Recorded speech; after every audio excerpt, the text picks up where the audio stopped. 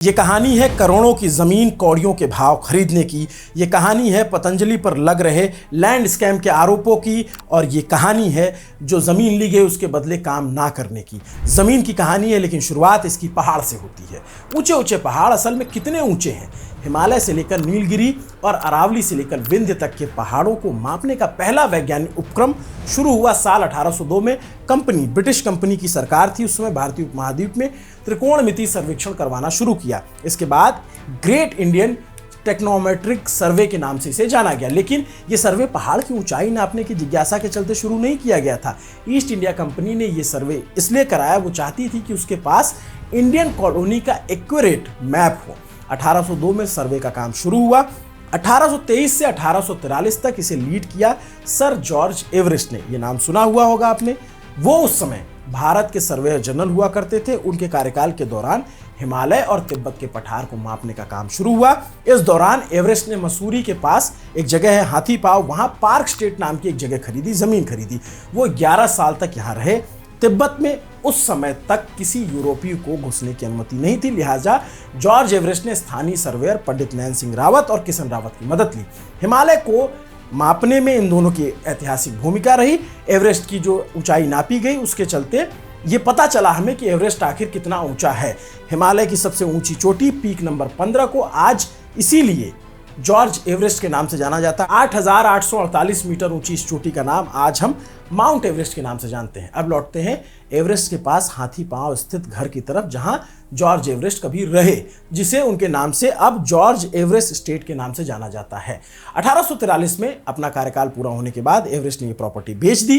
साल 1990 में उत्तर प्रदेश के पर्यटन विभाग ने यहां 172 एकड़ जमीन अधिग्रहित की। इससे पहले ये जमीन MC शाह, CP शर्मा और एक्ट्रेस अर्चना पूरन सिंह के पिता पूरन सिंह की मिल्कियत थी। उस समय उत्तराखंड उत्तर प्रदेश का हिस्सा हुआ करता था, सब जानते हैं। उत्तर प्रदेश में उस वक्त समाजवादी पार्टी की सरकार थी। हल्ला हुआ कि समाजवादी पार्टी की सरकार इस जगह को मुंबई की अम्यूजमेंट कंपनी जो है उसका नाम SL वर्ल्ड, अगर आप मुंबई गए होंगे तो पता होगा SL वर्ल्ड का बहुत बड़ा वाटर पार्क और तमाम चीजें उसे देने वाली है। इसका स्थानीय लोगों ने जमकर विरोध किया और बात आगे नहीं बढ़ पाई। इसके बाद अगले 2 दशक तक ये प्रॉपर्टी उपेक्षा का शिकार रही। सर जॉर्ज एवरेस्ट स्टेट एक कमाल की लोकेशन है। यहाँ से पूरी दून घाटी को देखा जा सकता है, दूसरी तरफ पहाड़ों का मनमोहक दृश्य। मसूरी के करीब होने की वजह से ये जमीन बेशकीमती थी।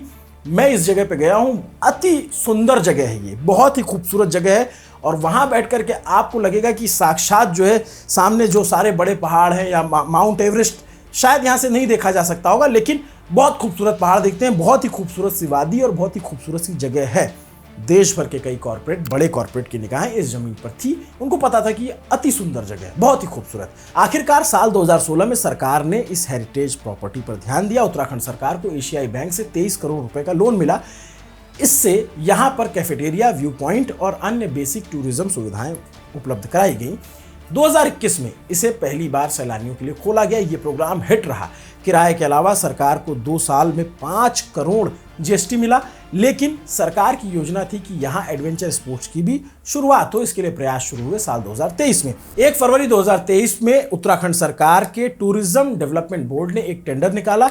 इस टेंडर के जरिए जॉर्ज एवरेस्ट स्टेट के ऑपरेशन और मेंटेनेंस को दिया जाना था किसी कंपनी को। 15 साल के लिए टेंडर जीतने वाली कंपनी को यहाँ एडवेंचर स्पोर्ट्स जैसे bungee jumping, paragliding, water sports की सुविधाओं को विकसित करना था। इसके अलावा 142 एकड़ के इस स्टेट के रख रखाव का जिम्मा भी टेंडर जीतने वाली कंपनी के पास होगा। 21 जुलाई 2023 को इस टेंडर का लेटर ऑफ अवार्ड इशू हुआ। टेंडर मिला राजस एयरस्पोर्ट्स एंड एडवेंचर प्राइवेट लिमिटेड। इस कंपनी का नाम याद रखिएगा, आगे काम आएगा। 29 अक्टूबर 2024 को देहरादून बेस्ड न्यूज वेबसाइट 12 मासा ने टेंडर प्रक्रिया पर एक इन्वेस्टिगेशन स्टोरी की। इस स्टोरी में पाया कि इस टेंडर में बोली लगाने वाले आखिरी 3 बिडर दरअसल बाबा रामदेव और बालकृष्ण की कंपनी पतंजलि से जुड़े हुए हैं। और 12 मासा वेबसाइट की रिपोर्ट के मुताबिक टेंडर प्रक्रिया में बड़ी धांधली हुई। ये आरोप लगा। लेकिन उत्तराखंड की सरकार पर यह आरोप लगा कि पतंजलि को नियमों को ताक पर रखकर उन्होंने फायदा पहुंचाया। और कैसे, क्यों, आइए इसको समझते हैं। दरअसल रिपोर्ट में दावा होता है कि टेंडर जारी होने के बाद इस टेंडर के नियमों में कुछ बदलाव किए गए। आरोप है कि इन बदलावों के मुताबिक एमएसएमई या माइक्रो, स्मॉल और मीडियम एंटरप्राइजेस के लिए टेंडर के दरवाजे खोले गए। इसके बाद स्क्रूटनी हुई, 3 कंपनियां बोली लगाने के लिए बची। राजस, भरुआ एग्री साइंसेज और प्रकृति ऑर्गेनिक। इनमें से 2 कंपनियों में आचार्य बालकृष्ण की 99.85% और 99.98% के शेयर थे। लेकिन टेंडर मिला राजस aerosports and adventure private limited को। लेकिन रिपोर्ट्स में यह दावा किया गया कि इस पूरे टेंडर में एक झोल था। कहा गया कि तीनों कंपनियां दरअसल पतंजलि की ही प्रॉक्सी कंपनियां थीं। और यह बात कैसे साबित होती है? तीनों कंपनियों के जो बुक ऑफ अकाउंट्स है उससे। इस टेंडर में बोली लगाने वाली तीनों कंपनियों के बुक ऑफ अकाउंट्स में एक ही पता दर्ज था। यह पता है 2nd फ्लोर, दीक्षा भवन, महर्षि पतंजलि योगपीठ, दयानंद ग्राम, हरिद्वार। राजस ने इस टेंडर में सबसे बड़ी बोली लगाई। उसने 142 एकड़ यानी लगभग 750 बीघा इस प्राइम जमीन को किराए के तौर पर 1 करोड़ की बोली में हासिल कर लिया। मतलब जिस जमीन को डेवलप करने के लिए सरकार ने आशिया बैंक से 23 करोड़ का लोन लिया था, उसे जमीन से उसे 15 साल में महज 15 करोड़ का किराया मिलना है। जबकि सरकार ने इसमें 5 वुडन हट, 1 कैफेटेरिया और 2 museum, 1 view point, parking, pathway जैसी सुविधाएं बनाकर दी है। इस टेंडर की मियाद 15 साल की थी, जिसे 15 साल और बढ़ाया जा सकता था। लेकिन राजस की कहानी में अभी एक और ट्विस्ट आना बाकी है। इंडियन एक्सप्रेस में धीरज मिश्रा और ऐश्वर्या राज ने 13 सितंबर को एक खोजी रिपोर्ट की। इस रिपोर्ट में टेंडर हासिल करने वाली company Rajas aerosports and adventure private limited, जिसका जिक्र हमने पहले किया था, जिसको टेंडर मिला, उसकी जो शेयर होल्डिंग है उसमें उसके पैटर्न में बदलाव देखे गए। रिपोर्ट में बताया गया कि कैसे टेंडर हासिल करने के बाद ये कंपनी बालकृष्ण की झोली में जा गिरी। इंडियन एक्सप्रेस की रिपोर्ट कहती है कि राजस की शुरुआत हुई थी साल 2013 में। गाजियाबाद के सैनी ब्रदर्स यानी मयंक और मनीष ने इसे शुरू किया। बाद में हरिद्वार के सोम सुवेदी ने इसमें शेयर खरीदे। साल 2018 में आचार्य बालकृष्ण ने इस कंपनी की 25% हिस्सेदारी खरीदी। जिस समय इस कंपनी को जॉर्ज एवरेस्ट एस्टेट के लिए टेंडर हासिल हुआ, उस समय तक जो हिस्सेदारी थी क्या थी? सैनी बंधुओं के पास था 49.99%, सोम सुवेदी के पास थे 25% और बालकृष्ण के पास थे 25.01%। जुलाई में टेंडर मिलने के 2 महीने बाद राजस के शेयर होल्डिंग पैटर्न में बड़ा बदलाव हुआ। अक्टूबर 2023 में इस टेंडर में बोली लगाने वाली 2 कंपनियों प्रकृति ऑर्गेनिक और भरुआ एग्री साइंसेज ने 18% के करीब की हिस्सेदारी राजस से खरीद ली। इसके अलावा 4 नई कंपनियों की एंट्री हुई। इन 4 कंपनियों के नाम है भरुआ एग्रो सॉल्यूशन, भरुआ solution, fit India organic, Patanjali revolution. ये चारों कंपनियां भी बालकृष्ण से जुड़ी हुई और इन सब ने मिलकर राजस के 33.25% शेयर खरीद लिए। कुल मिलाकर अब बालकृष्ण और पतंजलि के पास राजस के तकरीबन 70% शेयर हो गए। कुल मिलाकर कहा जाए तो बाकायदा एक सिंडिकेट बनाकर इस टेंडर में बिडिंग हुई। इसमें से 2 कंपनियों का मालिकाना हक सीधे तौर पर बालकृष्ण के पास पहले से था। तीसरी कंपनी में बिडिंग के समय 25% की हिस्सेदारी थी और बाद में वो आगे बढ़ गई। तो फिर सवाल उठा कि क्या ये सीधे तौर पर नियमों का उल्लंघन नहीं था? दूसरी तरफ औने पौने दाम पर इतनी बेशकीमती जमीन को एक बड़े कॉर्पोरेट के हवाले कर देना सरकार को सवालों के दायरे में खड़ा करता है। जिस 143 एकड़ जमीन को राजस को महज 1 करोड़ सालाना किराए पर दे दिया गया, उसकी सर्किल रेट के मुताबिक कीमत जो है 2700 से 3000 करोड़ के आसपास है। जानकारों के मुताबिक अगर कॉमर्शियल में इसका इस्तेमाल किया जाए तो 27,000 से 30,000 करोड़ के आसपास इसकी कीमत बैठती है। और वाकई बहुत ही सुंदर और बहुत ही खूबसूरत जगह है। मसूरी के आसपास का सबसे खूबसूरत इलाका अगर कोई है तो ये है और जाना चाहिए। अगर आप सैलानी हैं तो इस जगह को देखने जरूर जाना चाहिए। आप लोग घूमने जाइएगा तो बताइएगा कि अभिनव पांडे न्यूज़ पिंच ने आपको इस जगह को रेकमेंड किया था। लेकिन खैर, हम कहानी को आगे बढ़ाते हैं। ये इकलौती ज़मीन नहीं है जब रामदेव या उनकी जो उनसे जुड़ी कंपनी पतंजलि है, रामदेव उसके मालिक नहीं है, लेकिन उसके ब्रांड एम्बेसडर और चेहरा तो सब वही है। कागजों पर उनके पास कुछ नहीं है, ये हर बार वो बताते हैं। अकेले साल 2013 में पतंजलि पर स्टाम्प ड्यूटी में धांधली और भू कानून उल्लंघन के मामले 90 दर्ज हुए। लेकिन ये वही साल था जब रामदेव और केंद्र की कांग्रेस सरकार के बीच तकरार का दौर चल रहा था। ऐसे में एक साल में 90 केस दर्ज होने के पीछे राजनीतिक बदले की कार्रवाई से इनकार नहीं किया जा सकता। लेकिन साल 2014 के बाद से, सत्ता परिवर्तन के बाद से पतंजलि पर बड़े पैमानों पर जमीनों को कौड़ियों के भाव अधिग्रहित करने के आरोप लगते रहे। साल 2016 बाबा रामदेव की कंपनी पतंजलि को नागपुर में मिहान यानी multi modal international cargo hub and airport at Nagpur में 230 एकड़ जमीन आवंटित की गई। ये जमीन पतंजलि को फूड पार्क के तौर पर डेवलप करने के लिए दी गई थी। 2017 में संजय निरुपम ने इस मुद्दे को उठाया था। संजय निरुपम उस वक्त कांग्रेस में हुआ करते थे, जो कि केंद्र और सूबे में विपक्ष की बेंच पर बैठी हुई थी। मीडिया रिपोर्ट के मुताबिक महाराष्ट्र एयरपोर्ट डेवलपमेंट कंपनी यानी MADC ने जिस जमीन को पतंजलि को आवंटित किया था उसकी बाजार की कीमत 70 लाख रुपए प्रति एकड़ थी, लेकिन दावा हुआ कि पतंजलि को यह जमीन महज 25 लाख रुपए प्रति एकड़ में दिया गया। आरोप है कि पतंजलि को असल कीमत से 65% रियायत दी गई, कम दामों में दिया गया। इसके बाद दावा हुआ कि राजस्व को 117 करोड़ का इससे नुकसान हुआ है।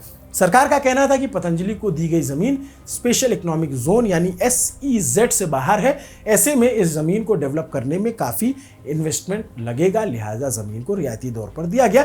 और ऐसा कंपनियों के साथ होता है, बहुत सारी कंपनियों को कम पैसे पे जमीन दी जाती है। लेकिन कहानी क्या है, इसके आगे है। साल 2019 में पतंजलि फूड पार्क का उद्घाटन हुआ।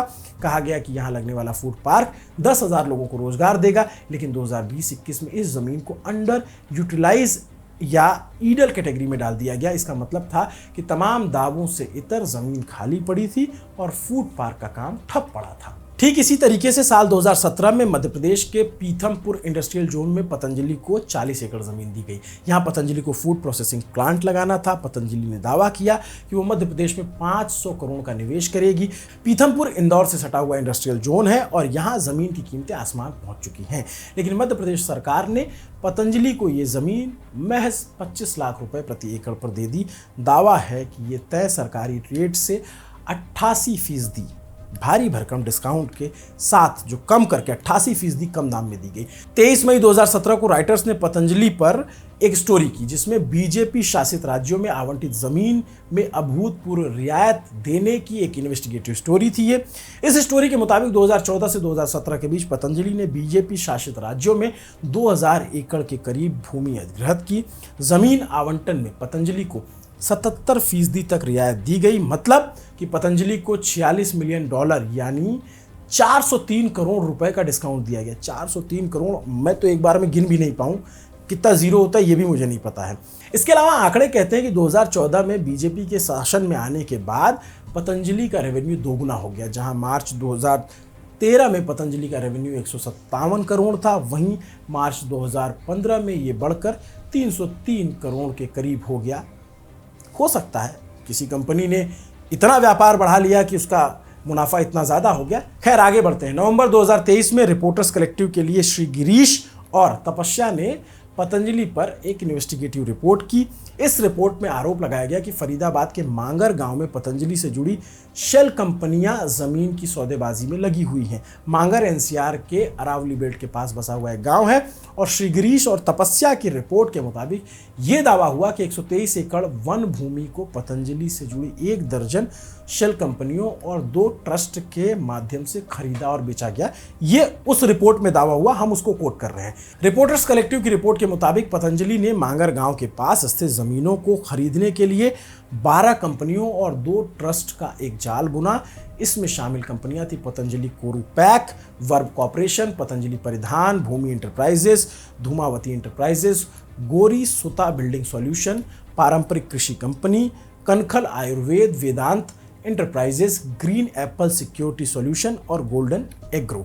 आरोप लगा कि शेल कंपनियां थी। शेल कंपनियां मतलब ऐसी कंपनियां जिनका कोई बिजनेस नहीं होता, उनका इस्तेमाल पैसे को घुमाने के लिए किया जाता है, वो प्रकट तौर पे कोई काम करते नजर नहीं आते। सेल कंपनियों के इस जाल को समझाने के लिए कारू पैक का उदाहरण दिया जाता है। कारू पैक की स्थापना साल 2009 में बालकृष्ण और बाबा रामदेव के भाई राम भारत ने मिलकर की थी। इस कंपनी को पैकेजिंग के काम में आने वाली सामग्री बनाने के लिए खड़ा किया गया, लेकिन यह दावा है कि इस कंपनी ने यह काम अभी तक नहीं किया। कारू पैक की शुरुआत में पतंजलि से जुड़ी कंपनियों ने शेयर खरीद के लिए एडवांस पैसे दिए थे। इसमें पतंजलि ग्रुप से जुड़ी गंगोत्री आयुर्वेद ने 2 करोड़ 42 लाख रुपए और आरोग्य हब ने 5,60,000 रुपए की अग्रिम किश्त शेयर खरीद के लिए जमा कराई। कमाल की बात थी कि इन दोनों कंपनियों के तार भी पतंजलि से जुड़े हुए थे। आरोप लगे कि इस तरह की कई और शेल कंपनियों जैसे चनीना Impex private limited, प्ररेखा Exim private limited और स्मिताशा इंपेक्स प्राइवेट लिमिटेड ने भी इस कंपनी को शेयर खरीद के लिए अग्रिम भुगतान किया। रिपोर्ट बताती है कि कारूपैक ने इस पैसे के बदले ना तो कोई शेयर जारी किए और ना ही पैकेजिंग सामग्री तैयार करना शुरू किया, उसके लिए कोई प्लांट नहीं लगाया। बल्कि आरोप लगा कि मांगर गांव में 70 एकड़ के करीब जमीन खरीदी गई। आरोप है कि इस जमीन को फिर अन्य शेल कंपनियों को बेचकर मुनाफा दिखाया गया, जो कि करीब 15 करोड़ था। और फिर एक और आरोप लगा कि जमीन बेचने से हुए मुनाफे को कारूपैक ने पतंजलि के धार्मिक चैनल संस्कार और आस्था के शेयर खरीदने के लिए किया। साल 2013 में कारूपैक ने संस्कार के 60,000 शेयर 90 लाख रुपए में खरीदे। इसी तरह वित्तीय वर्ष 2015 में कारूपैक ने पतंजलि आयुर्वेद के 33,119 शेयर 51,47,000 रुपए में खरीदे। रिपोर्टर्स कलेक्टिव की रिपोर्ट ने सीधे आरोप लगाया कि पतंजलि अपनी शेल कंपनियों के नेटवर्क के जरिए जमीन की खरीद फरोख्त के बहाने पैसे घुमाने का काम कर रही थी। लेकिन पतंजलि के विवादित जमीन अधिग्रहण का मामला भारत तक सीमित नहीं था। पतंजलि पे एक आरोप नेपाल में भी लगा कि वहां पे गलत तरीके से जमीन कब्जाई गई। 6 जून 2025 को नेपाल एंटी करप्शन जांच agency commission for investigation of abuse of authority ने नेपाल की एक स्पेशल कोर्ट में चार्जशीट पेश की। इसमें पतंजलि योगपीठ नेपाल, यानी जो वहां कंपनी काम करती है उसका नाम यही है, पतंजलि योगपीठ नेपाल, को गलत तरीके से जमीन की खरीद फरोख्त के मामले में 93 लोगों को आरोपी बनाया गया। इसमें नेपाल के भूतपूर्व प्रधानमंत्री माधव कुमार नेपाल सहित पूर्व केंद्रीय मंत्री, जो 4 पूर्व केंद्रीय मंत्री इसमें शामिल थे। जांच एजेंसियों ने आरोपियों के लिए 13 साल की सजा और 18 करोड़ 50 लाख रुपए हर्जाना वसूलने की सिफारिश की है। मामला नेपाल के करवे पालन चौक जिले का है। यहां पतंजलि को फरवरी 2010 में नेपाल सरकार की कैबिनेट ने लैंड सीलिंग एक्ट के तहत जो राहत होनी चाहिए तो राहत देकर के 805 रोपनी जमीन आवंटित की। रोपनी नेपाल में जमीन मापने के लिए इस्तेमाल होने वाली एक इकाई है। क्षेत्रफल के हिसाब से ये जमीन 102 एकड़ के आसपास बैठती है, जो हम लोग नापते हैं जैसी। पतंजलि ने ये जमीन आयुर्वेद यूनिवर्सिटी और गौशाला खोलने के लिए ली थी। इसके तुरंत बाद पतंजलि को नेपाल का एक जिला है करवे पालन चौक, और वहां पे महेंद्र ज्योति और नासी काथान में 593 रोपनी यानी 75 एकड़ और जमीन आवंटित हुई। 16 मार्च 2010 को पतंजलि द्वारा लैंड सीलिंग एक्ट में राहत के जरिए हासिल की हुई जमीन को बेचने की मंजूरी का प्रस्ताव कैबिनेट ने पास कर दिया। मतलब जिस जमीन को पतंजलि ने 1 महीने पहले खरीदा था उसका एक हिस्सा बड़े मुनाफे के साथ बेचा गया। CIAA की चार्जशीट के मुताबिक पतंजलि ने 4 करोड़ 20 लाख रुपए में जमीन खरीदी। उसे 1 महीने बाद कास्ट मंडपम नाम की एक प्राइवेट कंपनी को 40 करोड़ में बेच दिया। तगड़ा मुनाफा। इसके बाद माधव कुमार नेपाल के कार्यकाल में पतंजलि को दांग, लामजुंग, शांगजा, चितबल, धानुषा, बारा पारसा इलाके में जमीन आवंटित हुई। कई नेपाल के कई सारे इलाकों के नाम हो सकता है वर्तनी की मुझसे गलती हुई, उसे माफ कीजिएगा। खैर, इसका मजमून क्या है? पिछले 10 सालों में पतंजलि एक बड़े FMCG जायंट के तौर पर उभरी। उसका सालाना रेवेन्यू 10,000 करोड़ से ज्यादा है। लेकिन अलग अलग रिपोर्ट के आधार पर यह आरोप लगाया जाता है कि पतंजलि ने अपने आसपास शेल कंपनियों का एक बड़ा जाल खड़ा किया हुआ है और इसके अलावा उस पर अलग अलग राज्यों में औने पौने दाम पर जमीनें हासिल करने के आरोप लगते रहे। पतंजलि ग्रुप और बाबा रामदेव और बालकृष्ण का झुकाव सत्ता की तरफ दिखता है, जहां पे भी जिस पार्टी की सत्ता हो। आंकड़े ये कहते हैं कि ये अजब संयोग है कि बीजेपी के सत्ता में आने के बाद से पतंजलि ने ऐतिहासिक ग्रोथ हासिल की। क्या यही वजह है कि पतंजलि को बीजेपी शासित राज्यों में नियमों में ढील देकर रियायती दरों पर जमीनें आवंटित करने के आरोप लग रहे हैं? इन सब अलग अलग पड़तालों के आधार पर उठे सवालों को जोड़कर देखा जाए तो सत्ताधारी बीजेपी और पतंजलि दोनों सवालों के दायरे में दिखाई देते हैं, जिस पर वक्त वक्त पर पतंजलि ने अपना पक्ष रखा है। हालिया विवाद जो उत्तराखंड वाली मसूरी वाली जमीन है उस पर पतंजलि का पक्ष आया। इंडियन एक्सप्रेस को दिए बयान में पतंजलि के प्रवक्ता ने कहा, भारत में कई ऐसी कंपनियां हैं जो इंडिविजुअल या इंस्टीट्यूशनल इन्वेस्टर्स साझा करती हैं, लेकिन ये मतलब नहीं है कि ये कंपनी के ऑपरेशन को प्रभावित करती हैं या बिड में रिगिंग से जुड़ी हुई हैं। पतंजलि से जुड़ी किसी भी कंपनी का राजस एरोस्पोर्ट्स के ऑपरेशंस में कोई हस्तक्षेप नहीं है, ये पतंजलि का पक्ष है। इस पूरे विवाद पर, इस पूरी कहानी पर आप क्या सोचते हैं, क्या समझते हैं, कमेंट करके जरूर बताइए। ये पूरी रिपोर्ट अलग अलग अध्ययनों से हमारे साथी विनय सुल्तान ने आपके लिए लिखी, कैमरे पर इसे दर्ज किया हमारे साथी तौफीक ने। मेरा नाम है अभिनव पांडे। देखते रहिए न्यूज पिंच। शुक्रिया।